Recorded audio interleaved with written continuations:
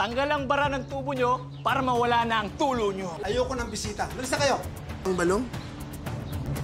Nang may nahanap na sila Caroline at Bingo na larawan ni Felix sa phone na Irene, ay agad-agad naghanda si Caroline ng mga damit niya na agad tinanong ni Bingo kung saan siya pupunta at giniit naman ni Caroline na ipapakita na niya sa papa niya ang ebidensya nila na siguradong maniniwala na sila at makakabayad na din siya kay Bingo, sabay pinakompute niya ang utang niya sa binata.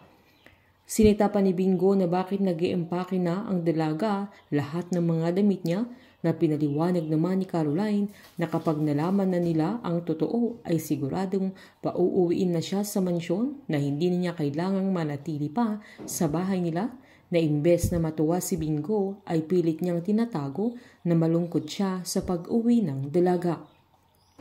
Hindi makompute-compute ni Bingo ang utang ng dalaga na giniit pa ni Caroline na idagdag niya yung interest niya dahil matagal din niyang naabala ang binata, pero tinanggihan naman ng binata kaya giniit ni Caroline na gagawin na lang niyang 250k, sabay nagpasalamat pa siya at nagpaalam ng aalis na siya, pero pinigilan muna siya ng binata sa pag-iempake at sinabing kumain muna siya bago siya umuwi.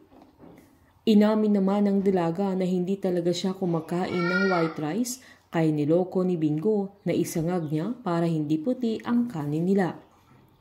Habang sa paggising naman na Irene ay masakit ang ulo niya dahil sa hangover niya sa pag-iinuman nila ni Bingo, at nang i-check niya ang cellphone niya ay hindi na niya mahanap na kahit sa mga ilalim ng upuan, na sinubukan pa niyang tawagin ang yaya nila at ang kanyang mama pero walang sumasagot sa kanya.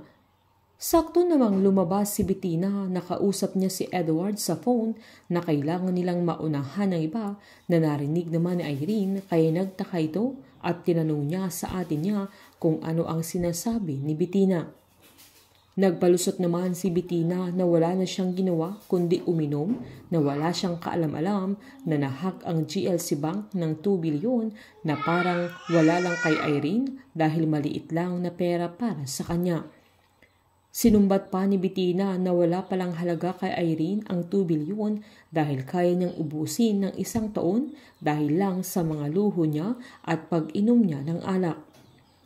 Habang nag-empake naman si Charleston na may kikitain na naman siyang tao. Tinutulungan naman ni Caroline sa aling nene na nagwawalis, sabay sinabi naman ng matanda na last lunch na pala ng dalaga sa bahay nila. Sabay tinanong niya kung ano ang paborito ng ulam, na giniit naman ng dalaga na kahit ano, pero giniit ng matanda na kailangan niyang sabihin kung ano ang gusto niya. Giniit naman ng dalaga na gusto niya ng isda, na ayaw naman ni Bingo, pero wala nang nagawa ang binata dahil yun ang paborito ni Caroline.